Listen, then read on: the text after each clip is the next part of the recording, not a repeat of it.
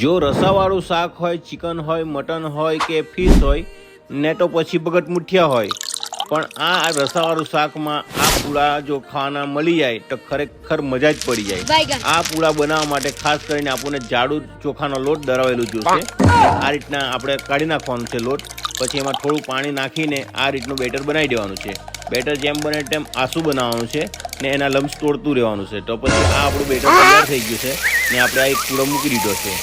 આ પૂળાને કોરિયા પૂળા પણ કહેવામાં આવે છે, પાણી પૂળા પણ કહેવામાં આવે છે અને તેલ પૂળા પણ કહેવામાં આવે છે। જેમ કરીને ખાસ કરીને અમારા કોળી પટેલની ઘરે આ પૂળા બનાવવામાં આવે છે। આ ચોખાના પૂળા બનાવવા માટે સહેજ આપણે તવી પર તેલ નાખી દેવાનું છે, પછી આપણે વાડકીએ કરીને બેટર જે બનાવ્યું છે એને ફરતે મેં રેડવાનું છે।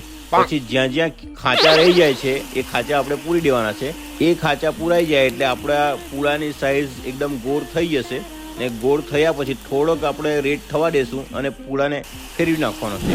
એક સાઈડ થોડો રેડ કલરનો થઈ જાય એટલે ફેરવ્યા પછી થોડો બીજી સાઈડ પણ રેડ થઈ જાય એટલે આપણે એ પૂળાને કાઢી લેવાનો છે।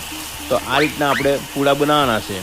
તો ખાસ કરીને આ પૂળા જો આવું ચિકનવાળું રસાવાળું શાક હોય ને તો ખરેખર મજા આવી જવાની છે ને તમે જો આ રીતના પૂળા બનાવશો ને ચિકન રસાવાળું સાથે ખાશો ને તો ખરેખર મજા આવી જશે। ને આગલી રેસીપી છે આપણી ચિકનની, તો આપણા વિડીયોને લાઈક અને ફોલો કરજો।